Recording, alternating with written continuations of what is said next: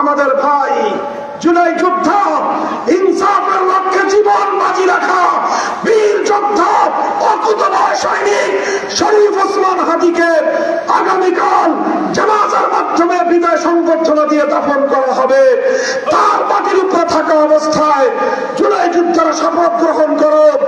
আমি তোমাদেরকে বলতে চাই, যদি জুলাই বিপ্লবের ফসল বাংলার মানুষের ঘরে ঘরে দিতে চাও, আর কোনো উপায় নাই। একমাত্র উপায় আগামীর সমাজ গড়তে হবে, খেলাফতের সমাজ। আগামীর বিপ্লব হতে হবে আল কোরআনের সমাজের বিপ্লব। আরেকটা কথা বলতে ভুলে গেছি, এই যে আমরা জুলাই বিপ্লবের পক্ষে এমনিতেই না, কারণ জুলাই বিপ্লব মানেই হলো ইনসাফের বিপ্লব।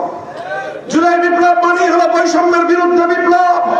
জুলাই বিপ্লব মানেই হলো ফ্যাসিবাদী বিরোধী বিপ্লব।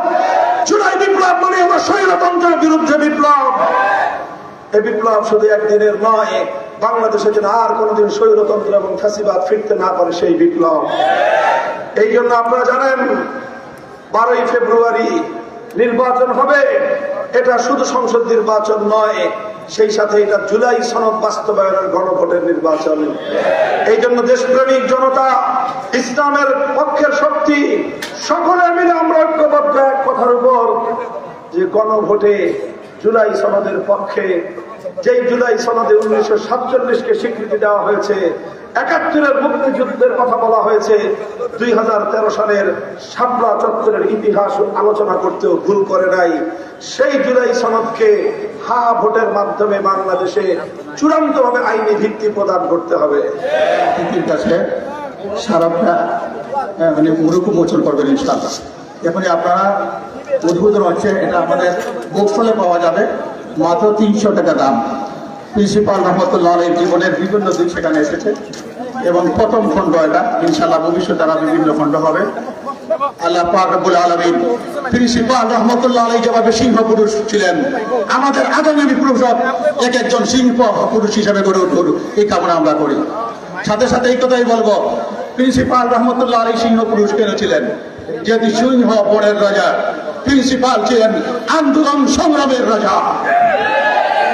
আর প্রিন্সিপাল রহমতুল্লাহ আলাইহির সেই রুহানি সন্তান হিসাবে শেখুল হাদিসের সন্তান মাওলানা মামুনুল হক, আজ দেখা যাচ্ছে সেই গ্রন্থ, সিংহ পুরুষের গ্রন্থ মুজাহিদে মিল্লাত গ্রন্থখানা এখনই তিনি মুরুক উন্মোচন করবেন। আর যে ভাই 1 লক্ষ করে দিয়ে তারপর ঈদ করেছেন, আমাদের প্রধান অতিথি তাকে আলিঙ্গন করে অভিনন্দন জানিয়েছেন, আমরা তাদেরকে মোকাবিলা জানাই। প্রিন্সিপাল রহমতুল্লাহ আলাইহির জীবনে প্রতিটি আঙ্গিকে রয়েছে আমাদের জন্য শিক্ষা। আমরা কিভাবে আগামী প্রজন্ম সাহসী প্রজন্ম হিসেবে গড়ে উঠবে। প্রিন্সিপাল মনি হচ্ছেন এক একজন হাদি, যারা বাতিলের সামনে কখনো মাথা নত করে না। প্রিন্সিপাল মনি হচ্ছে আমরা জীবন দিতে পারি, পাগড়ি দিতে পারি না। এই পর্যায়ে প্রিন্সিপাল রহমতুল্লাহ আলাইহি প্রতিষ্ঠিত আল হাবিব ছাত্র সংসদের বার্ষিক কাফেলা মুরুক উন্মোচন করছেন আমাদের সম্মানিত প্রধান অতিথি। তার কাছে ছাত্র সংসদের জিএস এবং সাথীবৃন্দ আমাদের বার্ষিক মুখপাত্র কাফেলা তুলে দিচ্ছেন।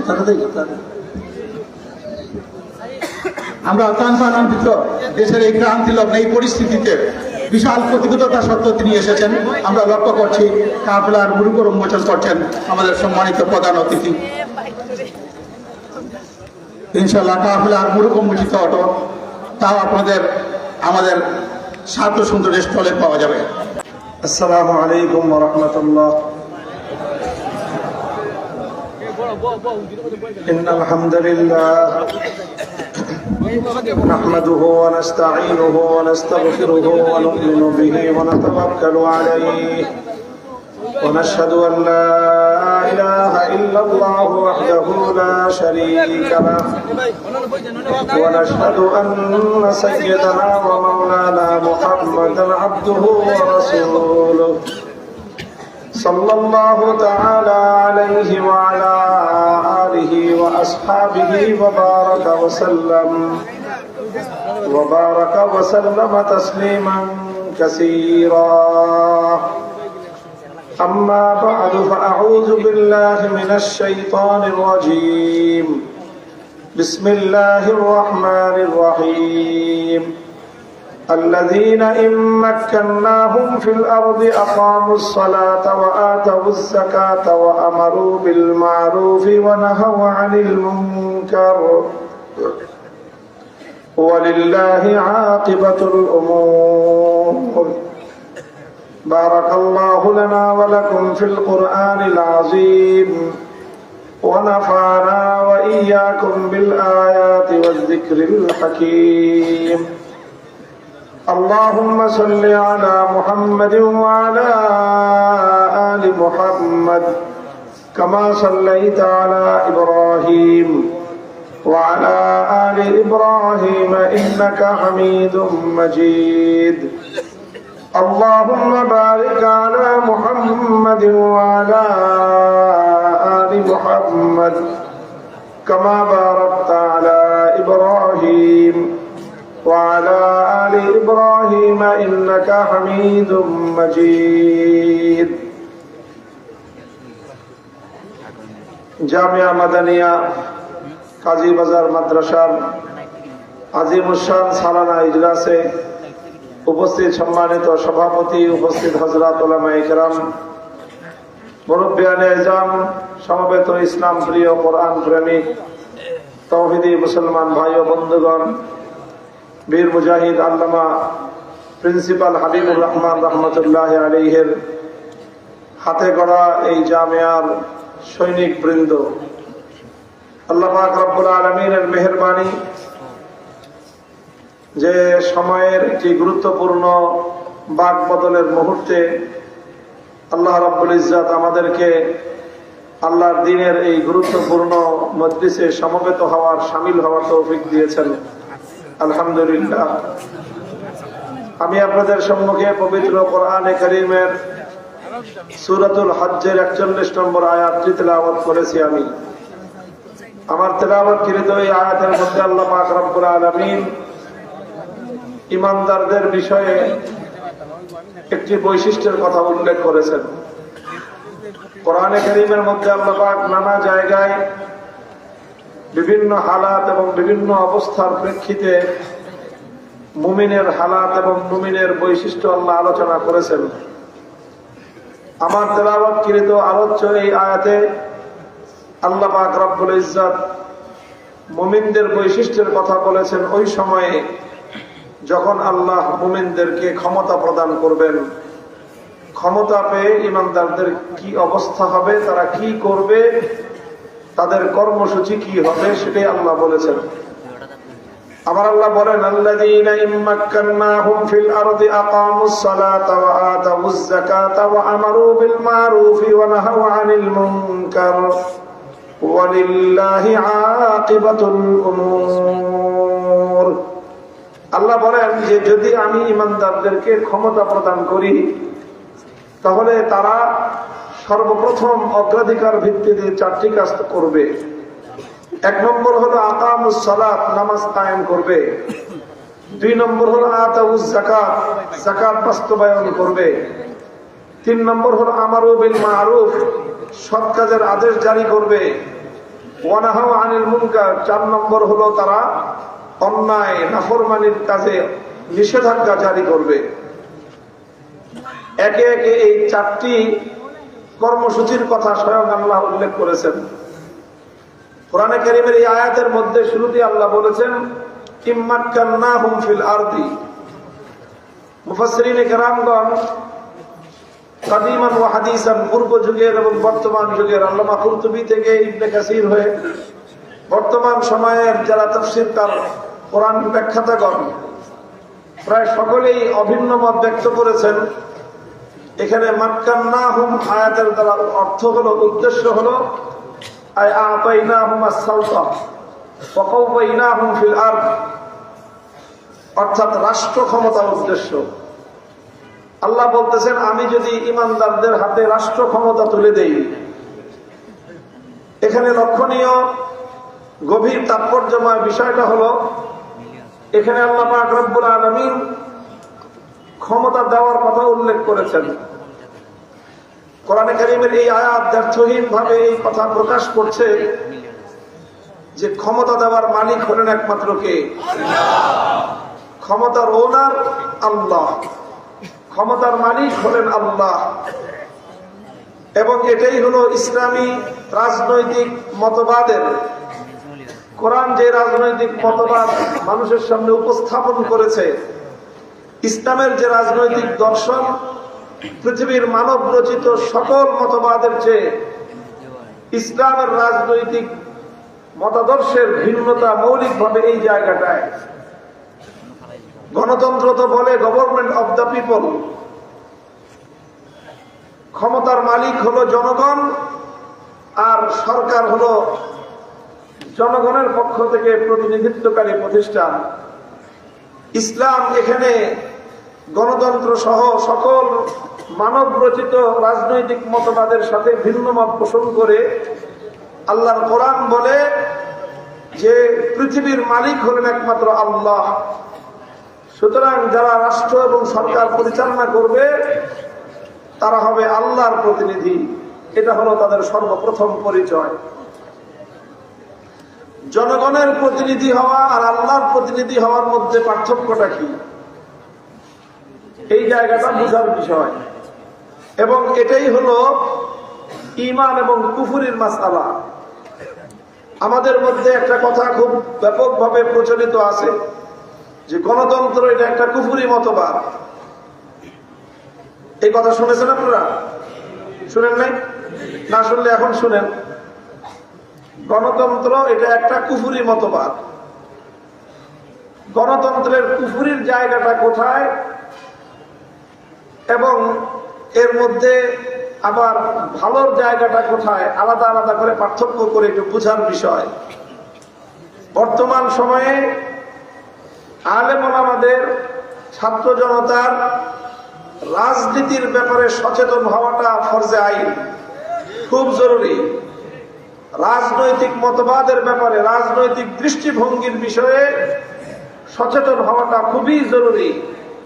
রাজনৈতিক বিষয়ে আমাদের অসচেতনতার সুযোগেই সমাজের মধ্যে, সমাজে ধান্দাবাজ নেতৃত্ব, দখলদারিত্ব প্রতিষ্ঠিত করে। ভালো লোকগণ রাজনীতির ব্যাপারে অসচেতন থাকার কারণেই সমাজের মধ্যে অসৎ নেতৃত্ব সৃষ্টি হয়। এই অসৎ নেতৃত্ব সমাজে অন্যায় পাপাচারের সয়লাভ ঘটায়, সমাজকে ধ্বংস করে। এই ধ্বংস করার জন্য যেমনি ভাবে অসৎ লোকগুলো যেমন দায়ী, সৎ লোকগুলো এই জায়গা থেকে দায়ী যে তারাই অসৎ লোকদেরকে সুযোগ সৃষ্টি করে দেয়। আমরা আজ জুলাই বিপ্লবের পরবর্তী বাংলাদেশে বসে এই কথা আমি বাংলার যুব সমাজকে, সচেতন সমাজকে খুব ভালোভাবে তাদের কানে আঙ্গুল দিয়ে, চোখে আঙ্গুল দিয়ে দেখিয়ে দিতে চাই। জুলাই বিপ্লবের মাধ্যমে এক নতুন প্রজন্মের উত্থান ঘটেছে যারা রাজনীতি সচেতন। আমি সেই রাজনীতি সচেতন প্রতিটি তরুণ প্রজন্মের কাছে বার্তা পৌঁছে দিতে চাই যে রাজনীতি সচেতন কিভাবে রাজনীতি করবে সেটা যার যার ব্যক্তিগত পছন্দের বিষয় হতে পারে, কিন্তু অন্তত জানাটা সবার জন্য জরুরি। তা আমি বলতেছিলাম যে আমরা গণতান্ত্রিক যে রাজনৈতিক ব্যবস্থা, তার গুরুত্বপূর্ণ কয়েকটা মৌলিক বৈশিষ্ট্যের কথা আমরা জানি। একটা পপুলার গণতন্ত্রের সংজ্ঞা পরিচিত আছে যে government of the people, by the people, for the people. এখানে ইসলাম শুধুমাত্র গণতন্ত্রের শেষ যে অংশটা আছে সেটাকে স্বীকার করে, গভর্নমেন্ট ফর দ্য পিপল। সরকার জনগণের কল্যাণে কাজ করবে। গণতন্ত্র এই কথা বলে সরকার জনগণের কল্যাণে কাজ করবে। ইসলামও এই কথা বলে যে সরকার জনগণের কল্যাণের জন্য কাজ করবে। দ্বিতীয় কথা, বাই দ্য পিপল। গণতন্ত্র বলে যে সাধারণ মানুষ, সর্বসাধারণের দ্বারা সরকার নির্বাচিত হবে। এটার সাথে ইসলাম আংশিক ভিন্ন মত পোষণ করে। ইসলাম বলে সর্বসাধারণ গড়ে, শিক্ষিত অশিক্ষিত, চোর ডাকাত, মূর্খ, নীতিবান, মিথ্যাবাদী, সত্যবাদী, গড়ে সকল মানুষ সরকার নির্বাচনের ক্ষেত্রে ভূমিকা রাখতে পারে না। চোরেরা যদি সরকার গঠনে ভূমিকা রাখে, চোর তার মতো আরেকটা চোরকে সমর্থন করবে। সন্ত্রাসী তার মতো আরেকটা সন্ত্রাসীকে চয়েস করবে। চাঁদাবাজরা কোনোদিন ভালো মানুষ শাসক হোক সেটা চাইবে না, চাঁদাবাজরা তাদের মতো আরেকটা চাঁদাবাজ শাসককে চাইবে। এই জন্য ইসলাম বলে যারা চাঁদাবাজি করার মানসিকতা রাখে, মাস্তানি করার মানসিকতা রাখে, চুরি করার মানসিকতা রাখে, জনগণের সম্পদ লুটপাট করার মানসিকতা রাখে, যারা যোগ্য সরকার, যোগ্য দায়িত্বশীল শাসক নির্বাচন করার যোগ্যতা যাদের নাই, তারা সরকার নির্বাচনের ক্ষেত্রে ভূমিকা রাখার অধিকার রাখে। এই জায়গায় ইসলামের একটু মত ভিন্নতা আছে গণতন্ত্রের সাথে, সেটা বিস্তারিত আলোচনা করলাম না, শুধু ধারণা দিলাম। আর প্রথম পয়েন্টে গণতান্ত্রিক মতবাদের সাথে ইসলাম শতভাগ ভিন্ন মত পোষণ করে, এবং এটাই হলো ইসলামের বিশ্বাসের জায়গা, এবং এটা হলো গণতন্ত্রেরও বিশ্বাসের জায়গা। সেটা হলো এই, গণতন্ত্র মনে করে জনগণের ইচ্ছাই হলো সার্বভৌম ক্ষমতা, আর ইসলাম মনে করে আল্লাহর ইচ্ছাই হলো সার্বভৌম ক্ষমতা। গণতন্ত্র মনে করে জনগণ যেটা চাইবে সেটাই আইন, জনগণ যেটাকে বৈধ মনে করবে সেটাই আইন, জনগণের ইচ্ছা বাস্তবায়নের জন্য সরকারের পার্লামেন্ট যেটা আইন প্রণয়ন করবে সেটাই বৈধ, পার্লামেন্ট যেটাকে অবৈধ করে দেবে সেটাই অবৈধ। এটাই হলো তাদের মতামত। ইসলাম এই ক্ষেত্রে শতভাগ ভিন্ন মত পোষণ করে। ইসলাম দ্ব্যর্থহীন ভাষায় তার আপন মতবাদ দুনিয়াবাসীর সামনে উন্মুক্ত করে দিয়েছে। সেটা হলো এই, সারা দুনিয়ার সমস্ত মানুষ ঐক্যবদ্ধ হয়ে আমার আল্লাহর হাজারটা আইনের যে কোনো একটা আইন লক্ষ ভাগের এক ভাগ যদি পরিবর্তন করতে চায়, দুনিয়ার 700 কোটি মানুষের সেই অধিকার নাই। আমার আল্লাহর কোন আইন, আমার আল্লাহর কোন বিধান কিঞ্চিত পরিমাণ, সামান্য পরিমাণ পরিবর্তন করার অধিকার কোন ক্ষমতার সরকারের নাই, কোন রাষ্ট্রপ্রধানের নাই, কোন বিচারকের নাই, কোন মন্ত্রী পরিষদের নাই, কোন পার্লামেন্টের নাই। সারা দুনিয়ার মানুষ মিলেও আমার আল্লাহর কোন আইন বা কোন বিধানের বিন্দু বিসর্গ পরিমাণ পরিবর্তন করবার অধিকার রাখে না। কাজী এটা হলো ইসলামের যে কালিমা আছে, ইসলামের যে কালিমায়ে তাওহীদ, ইসলামের যে কালিমায়ে শাহাদাত, লা ইলাহা ইল্লাল্লাহ, আশহাদু আল লা ইলাহা ইল্লাল্লাহ, এই লা ইলাহা ইল্লাল্লাহর বিশ্বাসের মধ্যেই ইসলামের রাজনৈতিক দর্শন নিহিত আছে। লা ইলাহা ইল্লাল্লাহ, একমাত্র ইলাহ আল্লাহ, একমাত্র মাবুদ যেমন আল্লাহ, ঠিক তদ্রুপ লা হাকিমা ইল্লাল্লাহ, দ্ব্যর্থহীন ভাবে, চূড়ান্ত ভাবে, প্রশ্নহীন ভাবে ক্ষমতা প্রদান, ক্ষমতা আইন প্রণয়ন করার, বিধান প্রণয়ন করার একমাত্র অধিকার কার? এটাই হলো মূল কথা। এই জায়গাটায় আপোষের কোনো সুযোগ নাই, এই জায়গাটা আপোষের কোনো সুযোগ নাই। মোহতারাম হাজিরিন, এই জন্য ইসলাম আর গণতন্ত্রের বিশ্বাস সম্পূর্ণ ভিন্ন। গণতান্ত্রিক যে বিশ্বাসটা আছে সেই বিশ্বাসটা হলো কুফরি বিশ্বাস, ইসলামের যে বিশ্বাসটা আছে সেটা হলো তাওহীদ এবং একত্ববাদের বিশ্বাস। তবে হ্যাঁ, গণতন্ত্রের পদ্ধতিগত যে বিষয়গুলো আছে সেগুলো কুফরি নয়, তবে গণতন্ত্রের বিশ্বাসটা কুফরি বিশ্বাস। আমাদের উলামায়ে কেরাম অনেক সময় বাস্তবতার নিরিখে বাধ্য হয়ে গণতান্ত্রিক বিভিন্ন পদ্ধতিতে কর্মকাণ্ড পরিচালনা করেন। যারা আল্লাহর কোরআনকে বিশ্বাস করেন তারা গণতান্ত্রিক বিশ্বাসকে কোনোদিন ধারণ করেন না। কাজেই তাদের কার্যকলাপের উপর গণতান্ত্রিক কর্মপন্থার স্বাভাবিক এবং বাহ্যিক কিছু মিল দেখা গেলেও বিশ্বাসের দিক থেকে কোনো মিল নাই। কাজেই আলেম ওলামাদের রাজনৈতিক তৎপরতাকে ঢালাওভাবে গণতন্ত্র আখ্যা দেওয়াটা এটা মূর্খতার পরিচয়। যারা এগুলো করে আল্লাহ তাদেরকেও সুমতি দান করুন।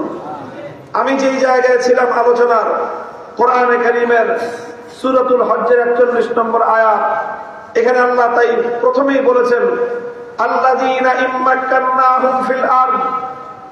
আল্লাহ বলতেছেন আমি যদি তাদেরকে ক্ষমতা দেই। এখান থেকে বোঝা যায় আল্লাহ বোঝাতে চান ক্ষমতা দেওয়ার মালিক কে? ক্ষমতা দেওয়ার যেহেতু ক্ষমতা মালিক আল্লাহ, সুতরাং দিবেনও আল্লাহ। আবার যাকে আল্লাহ ক্ষমতা দিয়ে দেন এটা এমন কোন পার্মানেন্ট ব্যবস্থা নয় যে আল্লাহ যাকে একবার ক্ষমতা দিয়েছেন বাস 41 সাল পর্যন্ত সেই ক্ষমতায় থাকবে, এমন কোন বাধ্যবাধকতা নাই। আল্লাহ যাকে ক্ষমতা দেন আল্লাহ দেন, যাকে দিয়েছেন যখন মনে চায় আমার আল্লাহ তার কাছ থেকে ক্ষমতা কেড়ে নেন, বাধা দেওয়ার শক্তি পৃথিবীর কারো নাই। এই জন্য আমার আল্লাহ কোরআনের মধ্যে পরিষ্কার বলে দিয়েছেন, কুলিল্লাহুম্মা মালিকাল মুলকি তুতিল মুলকা মান তাশা ওয়া তানজিউল মুলকা মিম্মান তাশা ওয়া তুইজ্জু মান তাশা ওয়া তুযিল্লু মান তাশা বিয়াদিকাল খায়র ইন্নাকা আলা কুল্লি শাইইন কাদির। হে নবী আপনি বলে দিন, হে আল্লাহ আপনি মালিকুল মুলক, রাজত্বের মালিক একমাত্র আপনি আল্লাহ। তুতিল মুলকা মান তাশা, যাকে ইচ্ছা আপনি রাজত্ব দান করেন। ওয়া তানজিউল মুলকা মিম্মান তাশা, আবার যার কাছ থেকে ইচ্ছা আপনি রাজত্ব কেড়ে নেন। আপনি যখন রাজত্ব কেড়ে নেন বাধা দেওয়ার শক্তি পৃথিবীর কারো নাই। অনেক মানুষ ক্ষমতা পেয়ে মনে করে, দম্ভ এবং অহংকার শুরু করে দেয়, মনে করে আমার কাছ থেকে ক্ষমতা কেড়ে নেওয়ার কোন শক্তি পৃথিবীতে নাই। অনেকে আবার দম্ভ করে এই কথা উচ্চারণ করে দেয়। আমার আল্লাহ পাক রব্বুল আলামিন যুগে যুগে সেই সকল দাম্ভিকদের কাছ থেকে, অহংকারী ক্ষমতাবানদের কাছ থেকে ক্ষমতা কেড়ে নিয়ে আল্লাহ যুগে যুগে এই সকল দৃষ্টান্ত পৃথিবীর মানুষের সামনে স্থাপন করে দেন, যেন পৃথিবীর কোন মানুষ ক্ষমতা পেয়ে অহংকারী আর দাম্ভিক হয়ে এ কথা মনে না করে যে আমার কাছ থেকে ক্ষমতা কেড়ে নেওয়ার কোন শক্তি নাই। এই জন্যই আল্লাহ পাক মাঝে মাঝে এই সকল ঘটনাগুলো ঘটিয়ে দুনিয়ার মানুষের জন্য দৃষ্টান্ত হিসাবে আল্লাহ স্থাপন করে রাখেন। আমাদের বর্তমান প্রজন্মের মানুষের সৌভাগ্য, আমাদের সৌভাগ্য যে আল্লাহ পাক রব্বুল আলামিন এই বাংলার মাটিতে আমাদের জন্য সেই রকম এক অনন্য ইতিহাসের সাক্ষী হওয়ার তৌফিক দান করেছেন। এটা আমাদের বর্তমান প্রজন্মের জন্য সৌভাগ্য। এই জন্য আল্লাহর শুকরিয়া আদায় করা দরকার। আলহামদুলিল্লাহ, আল্লাহ যে আমাদেরকে 2024-এর জুলাই আগস্ট মাস দেখিয়েছেন, এটা আল্লাহর একটা খাস কুদরত।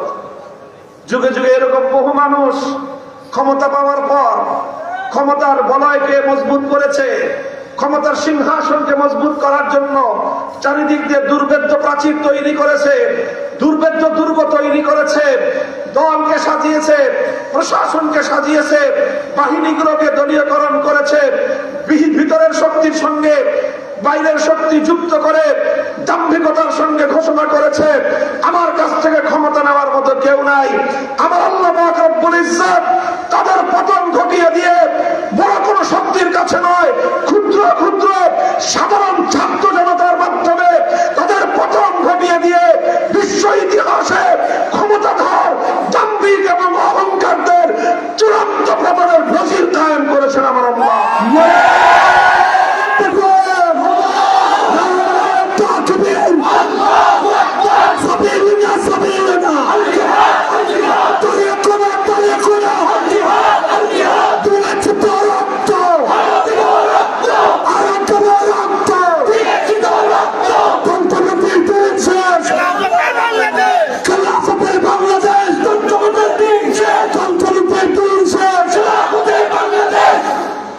এই জন্যই আল্লাহ জায়গায় জায়গায় বলেছেন ফাতাবিরু ইয়া উলিল আবসার। আমাদের দেশের মানুষ 2024 সালের জানুয়ারি মাসে যখন নির্বাচনটা হয়ে গেল, শত্রু মিত্র সকলেই বিশ্বাস করে নিয়েছিল 41 সালের আগে আর কোনো চান্স নেই। কথা বলেন ঠিক কিনা? বাংলাদেশের মানুষের বদ্ধমূল বিশ্বাস হয়ে গেছিল, তোমরা ক্ষমতায় গিয়ে জুলুম করবা, নির্যাতন করবা, অত্যাচার করবা, আর নিজের ক্ষমতাকে সিকিউর করার জন্য, নিরাপদ করার জন্য চারিদিক থেকে দুর্ভেদ্য দুর্গ তৈরি করে মনে করবা তোমার কাছ পর্যন্ত পৌঁছার ক্ষমতা কারো নাই। যখনই তুমি এই ধরনের আত্মবিশ্বাসী হয়ে উঠবে, তখনই আমার আল্লাহ এমন ভাবে তোমাকে পাকড়াও করবেন তুমিও কোনোদিন কল্পনা করো নাই, জগৎবাসীও কোনোদিন কল্পনা করে নাই। আমার আল্লাহ তোমার ঘাট ধরে এমন ভাবে মটকে দিবেন সীমানার বাইরে গিয়ে পড়বা। আল্লাহ পাক আমাদেরকে এই ঘটনার সাক্ষী বানিয়েছেন, শিক্ষাটা গ্রহণ করা তৌফিক দান করেন।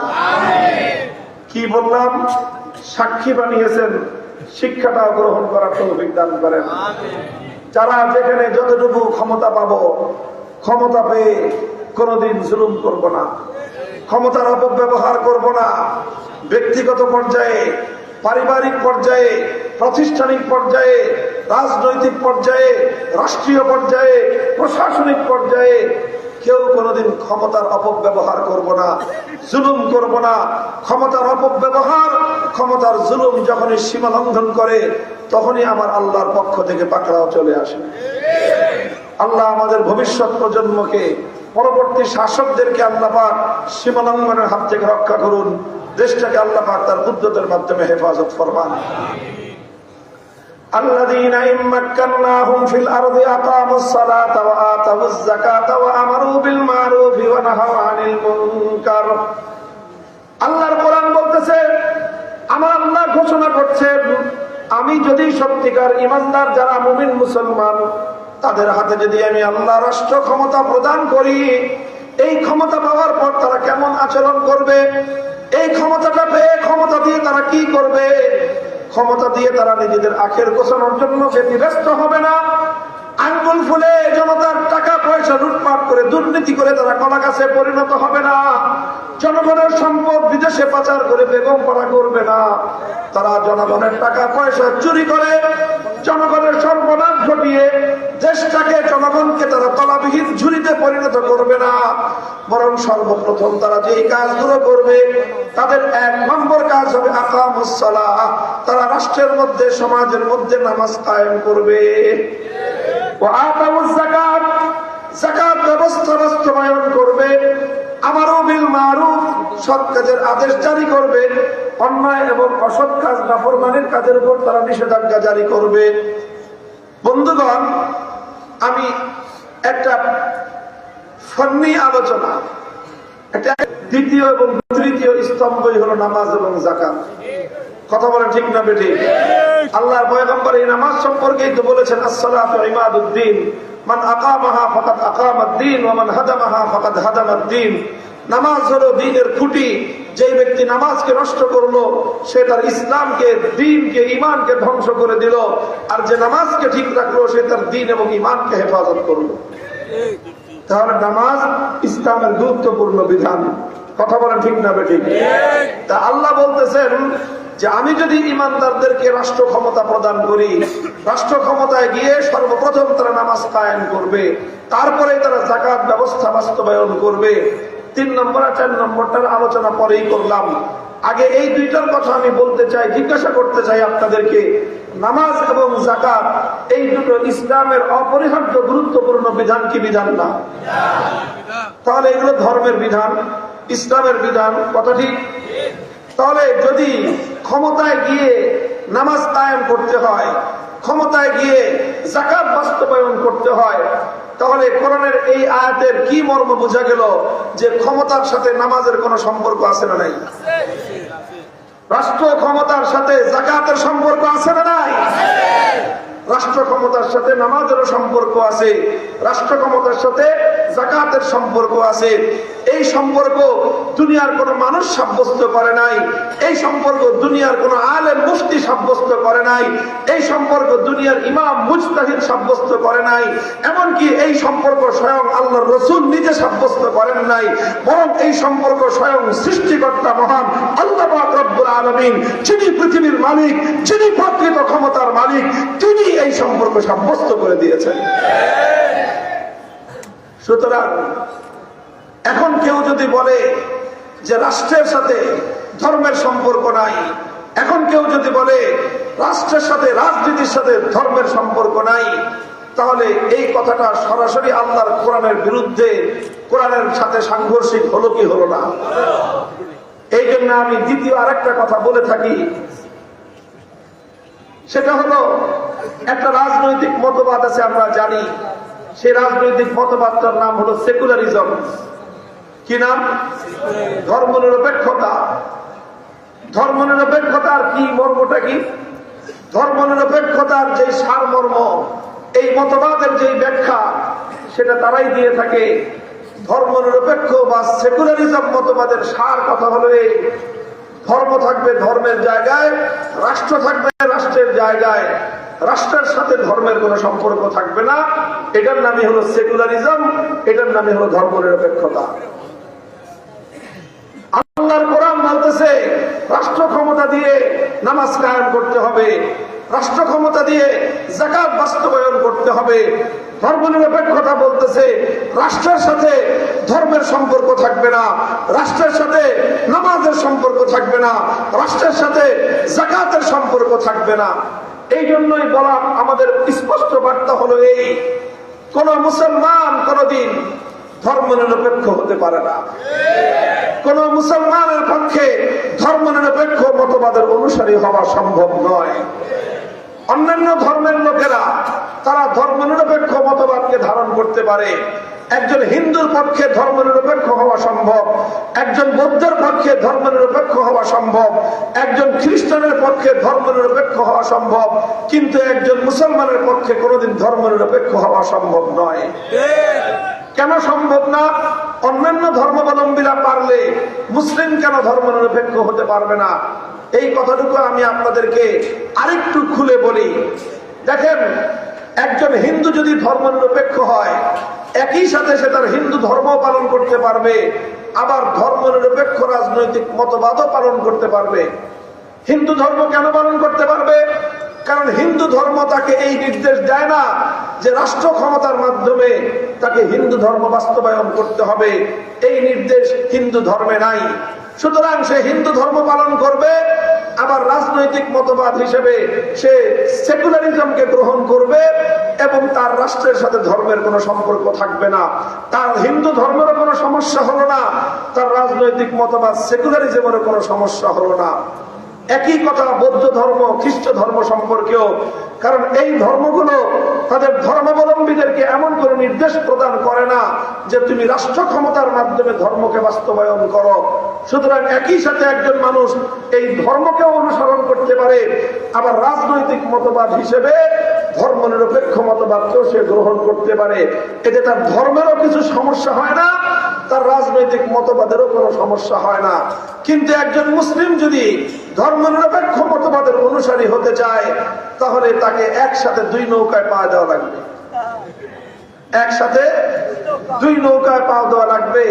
আর একসাথে যে ব্যক্তি দুই নৌকায় পা দেয়, তখন সে কোনোদিনও দুই নৌকায় পা দিয়ে সে চলতে পারে না, বরং তাকে সেখানে নদীর পানির মধ্যে ডুবে মরতে হয়। একজন মুসলিম একই সাথে ইসলাম এবং ধর্মনিরপেক্ষ মতবাদ অনুসরণ করতে পারে না। কারণ কি? খুলে বলি, দেখেন, যদি সে ধর্মনিরপেক্ষ মতবাদকে অনুসরণ করতে চায়, তাহলে সেই মতবাদের কথা তাকে মানতে হবে, আর সেই মতবাদের কথা অনুযায়ী রাষ্ট্রকে ধর্ম থেকে আলাদা রাখতে হবে। ধর্মনিরপেক্ষ মতবাদের কথা মানতে গিয়ে রাষ্ট্রকে ধর্ম থেকে আলাদা রাখতে হবে। আবার সে যদি মুসলিম হয়, তাহলে আল্লাহর কোরআনকে মানতে হবে কি হবে না? বলেন, কোরআন মানতে হবে কি হবে না? যে কোরআন মানে না সে মুসলিম থাকতে পারবে? যে কোরআন বিশ্বাস করে না সে ইমানদার থাকতে পারবে? তাহলে সুতরাং তাকে ইমানদার থাকতে হলে, মুসলিম থাকতে হলে কোরআনকে মানতে হবে।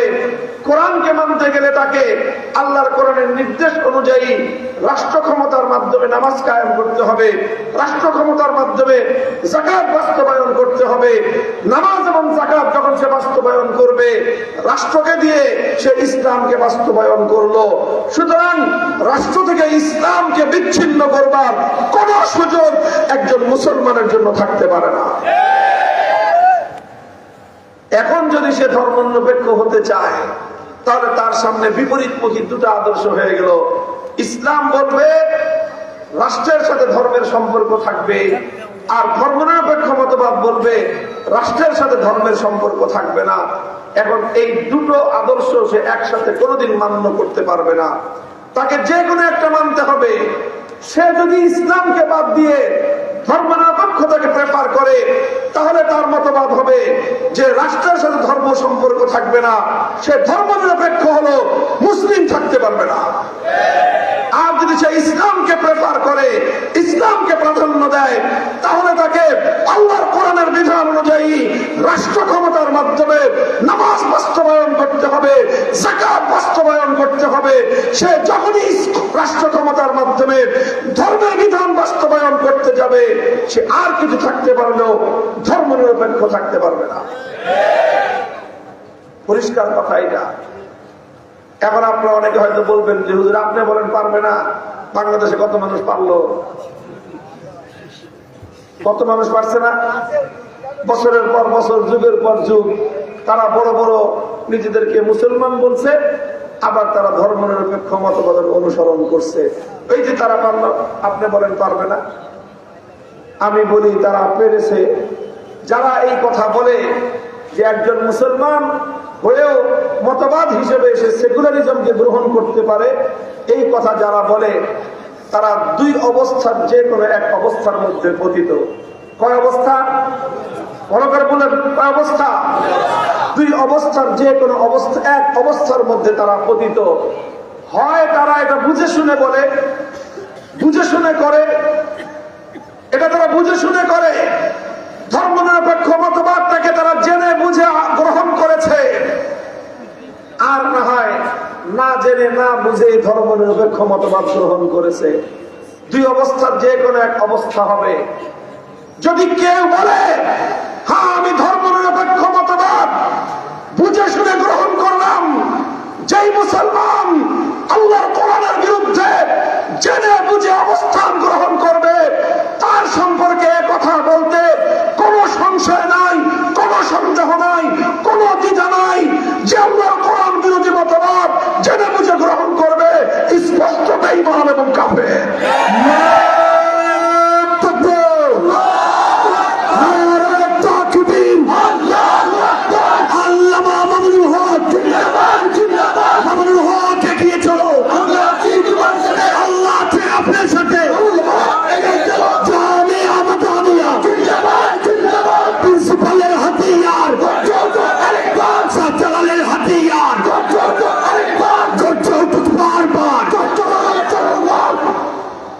মোহতারাম হাজিরিন, যদি জেনে বুঝে কোন মুসলমান ধর্ম নিরপেক্ষ মতবাদের বিশ্বাসকে গ্রহণ করে, সে আর কিছু হতে পারে, নামের সঙ্গে হাজি গাজী পাজির টাইটেল লাগাতে পারে, ইমানদার থাকতে পারে না। আর দ্বিতীয় অবস্থা হলো না জেনে না বুঝে ধর্ম নিরপেক্ষ মতবাদকে গ্রহণ করে। এবং আমার ধারণা যারা বাংলাদেশে সেকুলারিজমের রাজনীতি অতীতে করেছে, বর্তমানে করে, ভবিষ্যতে করার নিয়ত করতেছে, তারা সব না জেনে না বুঝে করতেছে। এবং এটা তাদের ব্যাপারে আমার সুধারণা যে না বুঝে করে। যারা না বুঝে না শুনে একটা মতবাদের অনুসরণ করে, আমি তাদের সম্পর্কে সবচেয়ে হালকা যেই শব্দটা পেয়েছি খুঁজে তাদের ক্ষেত্রে প্রয়োগ করার জন্য, সেটা হলো তারা সব গণ্ড মূর্খের দল। এর চেয়ে সহজ কোন শব্দ আমার জানা নাই, আপনাদের জানা থাকলে আমাকে বলেন। যে বেটা একটা রাজনৈতিক মতবাদ তুমি গ্রহণ করলা না জেনে না বুঝে, না জেনে না বুঝে একটা মতবাদ গ্রহণ করলাম, সেই মতবাদের জন্য সংগ্রাম করলাম, সেই মতবাদের জন্য লড়াই করলাম, সেই মতবাদের জন্য জীবন বাজি লাগাইলাম, সেই মতবাদের জন্য জীবনের সম্পদ খরচ করলাম, সেই মতবাদের পিছনে জীবনের মূল্যবান সময় নষ্ট করলাম। তুমি এমন মতবাদ না জেনে না বুঝে জীবনটাকে যেই পথে বাজি লাগাইলাম, তোমাকে যদি গণ্ড মূর্খ না বলি, তোমাকে এর চেয়ে সহজ আর কোন শব্দ বলার ভাষা আমার জানা। মূর্খতার এই গালি থেকে বাঁচার জন্য যদি বলো যে না আমি জেনে বুঝেই আমি গ্রহণ করেছি, তাহলে তোমার জন্য আমার সবচেয়ে সহজ শব্দ হলো তুমি বেঈমান। যারা মুসলমান হওয়ার পরেও ধর্ম নিরপেক্ষতার রাজনীতি করে, হয় জেনে বুঝে করলে বেঈমান, না জেনে না বুঝে করলে গণ্ড মূর্খের দল। আল্লাহ এই জাতিকে বেঈমানের হাত থেকেও রক্ষা করুন, মূর্খের দলের হাত থেকেও রক্ষা করুন। আল্লাহ পাক রব্বুল ইজ্জত এদেশটাকে, হে মুসলমান ভালো করে মনে রাখো, এই দেশ বাংলাদেশ মাগনামাগনি আমরা পাই নাই, অনেক মূল্য দিয়ে দেশকে খরিদ করতে হয়েছে আমাদের। 190 বছর ব্রিটিশের বিরুদ্ধে লড়াই করতে হয়েছে আমাদেরকে। ব্রিটিশরা মাগনাই দেশ আমাদেরকে দেয় নাই। বালাকোটের রণাঙ্গনে সৈয়দ আহমদকে রক্ত দিতে হয়েছে, বালাকোটের রণাঙ্গনে হাজারো মুজাহিদিনদেরকে রক্তের নজরানা পেশ করতে হয়েছে, সাবেরি রণাঙ্গনে হাফেজ জামানকে শাহাদাতের নজরানা পেশ হয়েছে, তারপরে গিয়ে 190 বছরের গোলামীর জিঞ্জির ছিন্ন করে ব্রিটিশদের গোলামীর আমল সমাপ্ত করে স্বাধীনতার সূর্য আমাদের দেশে উদিত হয়েছে।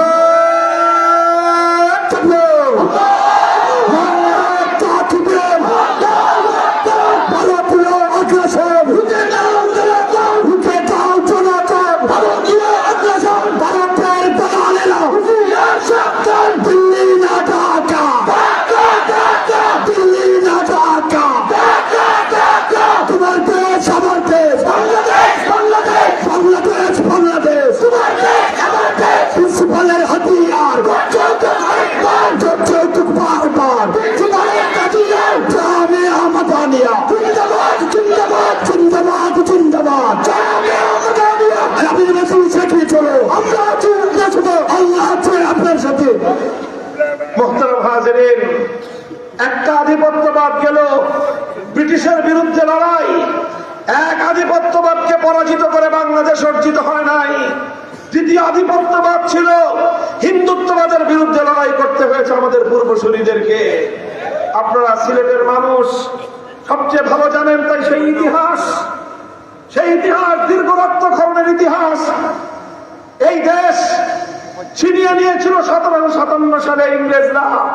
কাদের কাছ থেকে নিয়েছিল? মুসলমান শাসকদের কাছ থেকে। কথা বলেন।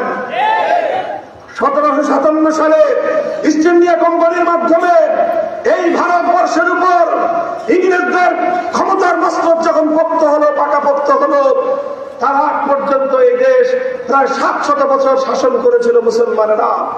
মুসলমানদের পতন ঘটিয়ে মুসলমানদের কাছ থেকে ক্ষমতার মস্তক কেড়ে নিয়েই ইংরেজরা দেশে ক্ষমতাশীল হয়েছিল।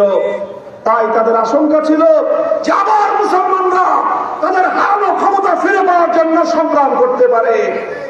এই জন্য ব্রিটিশরা এক ধূর্ত ষড়যন্ত্রের কৌশল প্রয়োগ করেছিল, যেটা ইতিহাসে খ্যাত হয়ে আছে ডিভাইড অ্যান্ড রুল, বিভক্ত করার, শাসন করার নীতি। সেই নীতির মাধ্যমে ইংরেজরা যেই কাজ করেছিল সেটা হলো তারা বিভিন্ন জায়গায় হিন্দুদেরকে অগ্রাধিকার দিয়ে হিন্দুদেরকে সামনের দিকে নিয়ে আসলো। বিভিন্ন দেশে দেশে গোটা ভারতবর্ষ জুড়ে, এমনকি আমার এই বাংলা জুড়ে বিভিন্ন জায়গায় জমিদারি হিন্দুদেরকে দিয়েছিল, আর মুসলমানদেরকে হিন্দু জমিদারদের অধীনস্থ করে দিয়ে গোটা ভারতবর্ষ জুড়ে মুসলমানদের উপর হিন্দু জালেম এবং অত্যাচারীদের জুলুমের দুয়ার উন্মুক্ত করে দিয়েছিল ব্রিটিশরা। আর সেই ব্রিটিশদের সহযোগিতায় দাদা বাবুরা, ব্রিটিশদের সহযোগিতায় জুলুমবাজ জমিদার শ্রেণী বছরের পর বছর, যুগের পর যুগ মুসলমানদের উপর নির্মম নির্যাতন চালিয়েছে। ইতিহাস আপনারা লম্বা করে পড়ে নেবেন। শুধু এতটুকু আপনাদেরকে দৃষ্টান্ত শোনাই, নারকেলবাড়িয়ার শহীদ তিতুমীরের নাম আপনারা শুনেছেন। নেসার আলী তিতুমীর রহমতুল্লাহ আলাই, তার বাসেল কিল্লার গল্প শুনেছেন। তিনি লাঠিয়াল বাহিনী গড়ে তুলেছিলেন, ইতিহাসটা আপনারা সকলেই জানেন। কেন গড়ে তুলেছিলেন লাঠিয়াল বাহিনী? কিসের বিরুদ্ধে শুরু হয়েছিল তিতুমীরের সংগ্রাম? তিতুমীরের সংগ্রাম শুরু হয়েছিল একটা বিবর্তনমূলক, একটা জুলুমবাজি নীতির বিরুদ্ধে। হিন্দু জমিদাররা মুসলমানদের উপর আইন জারি করেছিল নারকেলবাড়িয়ায়, দাড়ি রাখতে হলে ট্যাক্স দিতে হবে,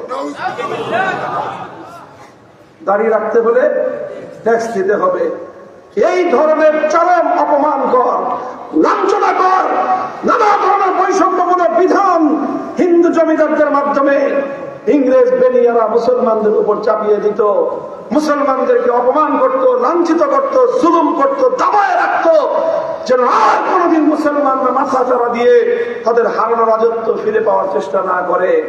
তাই 19 শতকের গোড়ার দিকে বাংলার মুসলিম নেতৃবৃন্দ ইংরেজদের বিরুদ্ধে রুখে দাঁড়াবার আগেই হিন্দু জমিদারদের বিরুদ্ধে, কলকাতার দাদাবাবুদের বিরুদ্ধে সংগ্রাম শুরু করেছিল। বিশাল বঙ্গ এলাকাকে বিভক্ত করে পূর্ব বাংলার জন্য আলাদা প্রাদেশিক সরকার গঠন করার দাবিতে, আলাদা প্রদেশ গঠন করবার জন্য মুসলমানরা লড়াই করেছিল। এবং মুসলমানদের দাবির মুখে এই বঙ্গ ভাগ হয়ে পূর্ববঙ্গে আলাদা একটা প্রদেশ গড়ে উঠেছিল। কিন্তু 1 বছর টিকতে পারে নাই। রবীন্দ্রনাথ ঠাকুরদের নেতৃত্বে সাম্প্রদায়িক দাঙ্গার মাধ্যমে সহিংস আন্দোলন গড়ে তুলে, জঙ্গিবাদী আন্দোলন গড়ে তুলে এই পূর্ববঙ্গের মুসলমানদের উত্থান হওয়ার, উন্নতি হওয়ার সেই দুয়ার তারা বন্ধ করে দিয়েছিল। ইতিহাস আপনারা জানেন, ঢাকা বিশ্ববিদ্যালয় যখন প্রতিষ্ঠা হয় তখন তাচ্ছিল্য করে রবীন্দ্রনাথ বলেছিল ঢাকা বিশ্ববিদ্যালয়ে মুসলমানের বাচ্চারা পড়বে, অচ্ছুত এই ক্লাচ্ছের বাচ্চারা আবার কিসের পড়াশোনা, এই সমস্ত কথাবার্তা বলেছিল ঢাকা বিশ্ববিদ্যালয়ের ব্যাপারে। আর ঢাকা বিশ্ববিদ্যালয় গড়ে উঠেছিল নবাব স্যার সলিমুল্লাহর দেওয়া ব্যক্তিগত সম্পত্তির উপর। আর দুঃখ লাগে সেই ঢাকা বিশ্ববিদ্যালয় নিজের বাবার নাম নেয় না, রবীন্দ্রনাথের গান গায়। এটা হচ্ছে বড় গাদ্দারি আর বিশ্বাসঘাতকতা হতে পারে না। নবাব স্যার সলিমুল্লাহর নাম নিতে তোমাদের লজ্জা লাগে? সলিমুল্লাহ মুসলিম হল থেকে তোমরা মুসলিম নাম কেটে দাও, তোমার বাবার জায়গায় সলিমুল্লাহ হল হয়েছে। নবাব স্যার সলিমুল্লাহর ব্যক্তিগত জায়গার উপর ঢাকা বিশ্ববিদ্যালয় প্রতিষ্ঠিত হয়েছে। সেই জায়গায় তার নাম উচ্চারণ করার আজকে লোক খুঁজে পাওয়া যায় না। রবীন্দ্রনাথের নামে গান গাওয়ার লোকের অভাব নাই। এই সমস্ত সুশীলগিরি দিয়ে বাংলাদেশ ভরে গিয়েছে। আজ এক শ্রেণীর যুবক, আজ এক শ্রেণীর বিদ্রোহী যুবক, যারা প্রতিবাদের ভাষা একটু কঠোর মনে হয়, এই সুশীলগিরির বিরুদ্ধে তারা কথা বলে। শরীফ ওসমান হাদি আজ বাংলাদেশের প্রাণ, গোটা বাংলাদেশের আইকন, জুলাই যুদ্ধের অন্যতম প্রতীকী নাম শরীফ ওসমান হাদি। তার বক্তব্য ছিল এই সকল সুশীলগিরির বিরুদ্ধে। তোমরা এই সমস্ত ফাইজলামি করবা, এই সকল সুশীলগিরি করবা, বাংলাদেশের ইতিহাসের সঙ্গে গাদ্দারি করবা, আগামী প্রজন্ম সেই গাদ্দারি হতে দেবে না। কি করবে আমার প্রজন্ম সেটা তারা ইতিমধ্যে প্রমাণ রাখতে শুরু করেছে। শরীফ ওসমান হাদি মৃত্যুবরণ করেছে। যারা মনে করছো এক বিপ্লবীর মৃত্যুর মধ্য দিয়ে জুলাইয়ের চেতনা এটা বন্ধ হয়ে যাবে, পরাজিত হয়ে যাবে, থমকে যাবে, বোকার স্বর্গে বসবাস করছে, যে দেখবো এক ওসমান হাদির শাহাদাতের মধ্য দিয়ে তার রক্ত থেকে লক্ষ লক্ষ ওসমান হাদি জন্ম নিবে।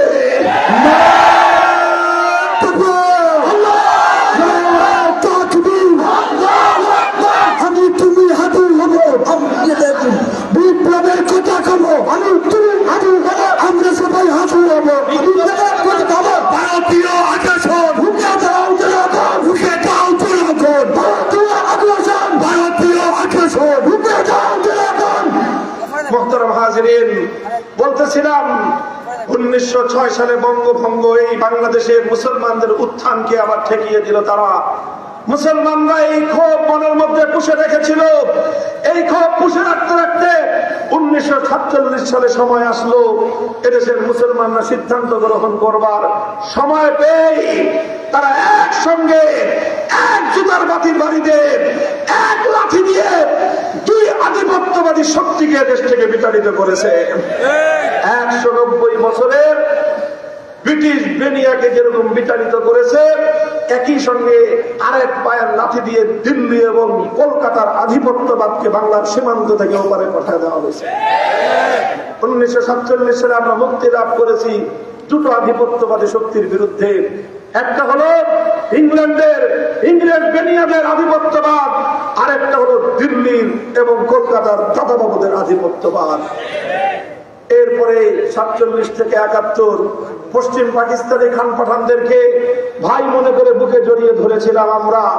ওরা আমাদের সঙ্গে ভ্রাতৃত্বের সম্পর্ক নয়, প্রভুত্বের সম্পর্ক স্থাপন করতে চেয়েছিল। বাংলার মানুষ সিদ্ধান্ত নিয়েছিল জুলুমের সঙ্গে আপোষ নাই, অন্যায়ের সঙ্গে আপোষ নাই। আগের যারা অন্যায় করেছে একদল ছিল খ্রিস্টান, আরেক দল ছিল হিন্দু। হিন্দুর জুলুমের বিরুদ্ধে যারা লড়াই করে, যারা ইংরেজদের খ্রিস্টানদের জুলুমের বিরুদ্ধে লড়াই করে, তারা মুসলমানদের জুলুমের কাছেও মাথা নত করে না। আপনার পশ্চিম পাকিস্তানের খান পাঠানরা 24 বছরে যখন সোজা হয় নাই, 71-এ ছাটাপেটা করে ওদেরকে বিদায় করা হয়েছে। 3টি আধিপত্যবাদের বিরুদ্ধে লড়াই করার পরে 1971 সালে এই বাংলাদেশ নামক মুসলিম জাতিসত্তার সম্পূর্ণ স্বাধীন স্বকীয় বিকাশ ঘটেছে। এই হলো বাংলাদেশ। দুর্ভাগ্য, ৭১-এর স্বাধীনতার পর এদেশের মানুষ আশা করেছিল আমরা 3টি আধিপত্যবাদ শক্তিকে বিতাড়িত করলাম, আমরা সেই গ্রেট ব্রিটেনকে বিতাড়িত করলাম, দিল্লি এবং কলকাতাকে আমরা প্রত্যাখ্যান করলাম, তারপরে সেই খান পাঠানদেরকে আমরা বিতাড়িত করলাম। এখন আমার দেশের স্বদেশী শাসকরা শাসন করবে। এখন আর কিসের বৈষম্য, এখন আর কিসের জুলুম, এখন আর কিসের অত্যাচার। কিন্তু বাংলার মানুষ আবার হতাশ হলো। ৭১ থেকে ২০২৪ ৫৪ বছর পর্যন্ত বাংলাদেশের মানুষের উপর স্বদেশের শাসকরা বিদেশি শাসকদের মতো একই আচরণ অব্যাহত রাখলো। এই ২৪-এ সর্বশেষ তারা আভ্যন্তরীণ আধিপত্যবাদী শক্তির বিরুদ্ধে লড়াই করেছে। এর নামই হলো ২৪, এর নামই হলো আজকের নতুন বাংলাদেশ। মোহতারাম হাজিরিন, আমি আপনাদেরকে যেই কথাটা বলা শুরু করেছিলাম, বাংলাদেশ এমনি জন্ম নেয় নাই, এদেশ এমনি আজাদ আর স্বাধীন হয় নাই। এ মুক্তির পিছনে বালাকোটের যোদ্ধাদের রক্ত আছে। এই স্বাধীনতার পিছনে সামরিক রণাঙ্গনে হাফেজ জামানের শাহাদাতের রক্তের চিহ্ন রয়েছে। এই সংগ্রামের পিছনে শাইখুল হিন্দ রহমতুল্লাহ আলাইহির তাহরিকের রুমাল আছে। এই আজাদির পিছনে শাইখুল হিন্দ রহমতুল্লাহ আলাইহির তর্কে মুওয়ালাতের আন্দোলন আছে। এই আজাদির পিছনে খেলাফত আন্দোলনের ভূমিকা আছে। এই আজাদির পিছনে হাজার হাজার মানুষের রক্তের নজরানা রয়েছে। এরপরে বহু সাধনার পরে প্রায় ২৬৯ বছরের পর ২০২৪ সালের ৫ই আগস্টের বিপ্লবের পর এখন আমরা আশাবাদী আগামীর সুন্দর একটা বাংলাদেশ গড়ার জন্য। আমি আপনাদেরকে একটা পয়গাম দিয়ে যাই। শেষ কথা আমার, বাংলাদেশ এবং ইসলাম এক সূত্রে গাঁথা। দীর্ঘ অতীত থেকে এটাই প্রমাণিত হয়, বাংলাদেশ এবং ইসলাম এক সূত্রে গাঁথা। যদি বাংলাদেশে ইসলাম বিপন্ন হয়, বাংলার স্বাধীনতা টিকবে না। ইসলাম যেদিন বিপন্ন হবে, বাংলার স্বাধীনতার সূর্য সেদিনই ডুবে যাবে। তাই বাংলাদেশে যতদিন ইসলাম টিকবে, ততদিন বাংলার স্বাধীনতাও টিকে থাকবে। কাজেই বাংলাদেশের স্বাধীনতার শত্রু কারা চিহ্নিত করার জন্য বেশি বেগ পাওয়ার দরকার নাই। চোখ বন্ধ করে বলা যায়, যারা বাংলাদেশ থেকে ইসলামকে মাইনাস করতে চায়, তারাই বাংলার স্বাধীনতার শত্রু, স্বাধীনতার দুশ্মন।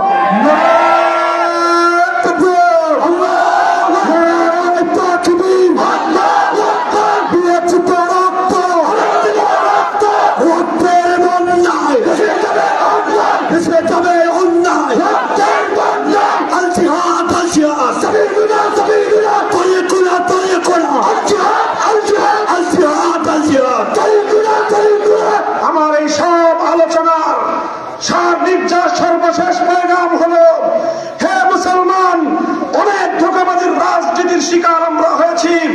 ধর্মনিরপেক্ষতার নামে আমাদের ইসলামকে দবায় রাখবার জন্য ৫৫ বছর ধরে ষড়যন্ত্র হয়েছে। অনেক চক্রান্তের জাল বিস্তার করা হয়েছে। ২৪-এর বিপ্লবের মাধ্যমে ষড়যন্ত্রের জালগুলো দুর্বল হয়েছে, তবে এখনো ছিন্ন ভিন্ন হয় নাই। ২৪-এর বিপ্লব হয়েছে, সেই বিপ্লবের ফসল এখন আমরা ঘরে তুলতে পারি নাই। বিপ্লবের ফসল যদি ঘরে তুলতে চাও, হে বাংলার আমার সন্তানেরা, স্কুল, কলেজ, ইউনিভার্সিটির আমার ছাত্র বন্ধুগণ, আমার কৃষক, শ্রমিক, মজদুর, গার্মেন্টসের শ্রমিক, মিল, কলকারখানা, রিক্সাওয়ালা শ্রমিকেরা, হে আমার মেহনতি মানুষ, ঠেলা গাড়ি চালক, ভ্যান গাড়িওয়ালা, নৌকার মাঝি, কুলি, মুখে মধুর, আসব, হাতে হাত রাখো, সব বাংলাদেশ দেখা শেষ। এবার আমরা দেখতে চাই ইসলামের বাংলাদেশ, আল কোরআনের বাংলাদেশ।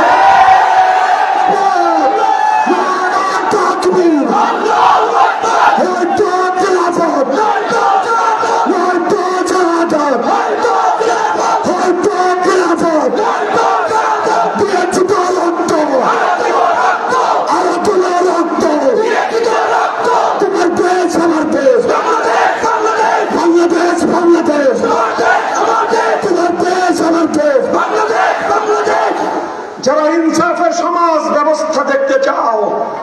যারা বৈষম্যহীন বাংলাদেশ দেখতে চাও, যারা ইসলামের সমাজ, যারা ইনসাফের সমাজ ব্যবস্থা কায়েম করতে চাও, হে মুক্তি পাগল জনতা, বৈষম্যহীন সমাজ, ইনসাফের সমাজ আল কোরআনের সমাজ ছাড়া ভিন্ন কোনো সমাজ হতে পারে না।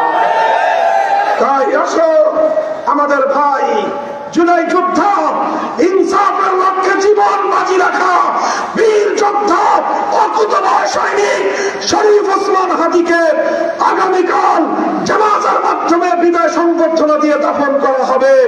তার মাটির উপরে থাকা অবস্থায় জুলাই যোদ্ধারা শপথ গ্রহণ করো।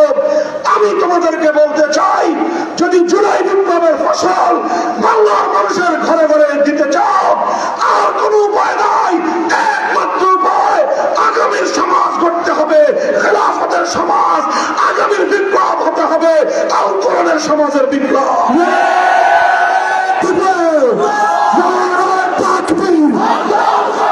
তুমি কে, আমি কে? তুমি কে, আমি কে? ভারতীয় আগ্রাসন, রুখে দাও জনগণ, রুখে দাও জনগণ, ভারতের দালালেরা সাবধান, হুঁশিয়ার সাবধান।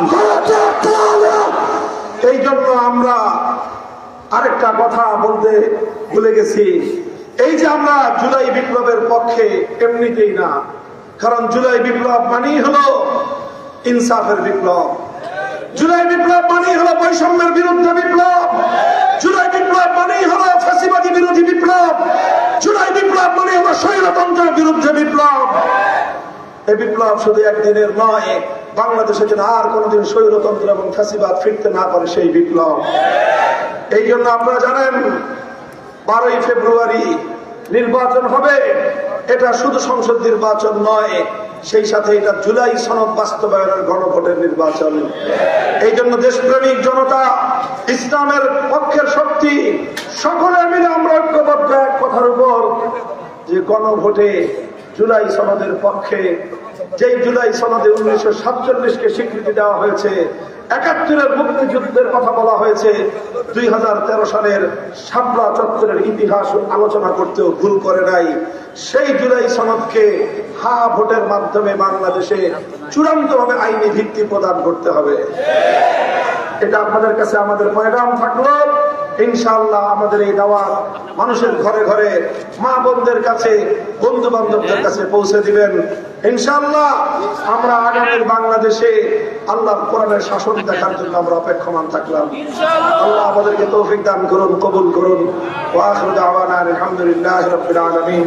সুবহানাল্লাহি ওয়া বিহামদিহি, সুবহানাকাল্লাহুম্মা ওয়া বিহামদিক, আশহাদু আন লা ইলাহা ইল্লা আনতা, আস্তাগফিরুকা ওয়া আতুবু ইলাইক। ইয়া হাইয়্যু ইয়া কাইয়্যুম বিরহমাতিকা নাস্তাগীথ, أصلح لنا شأننا كله ولا تكلنا إلى أنفسنا طرفة عين.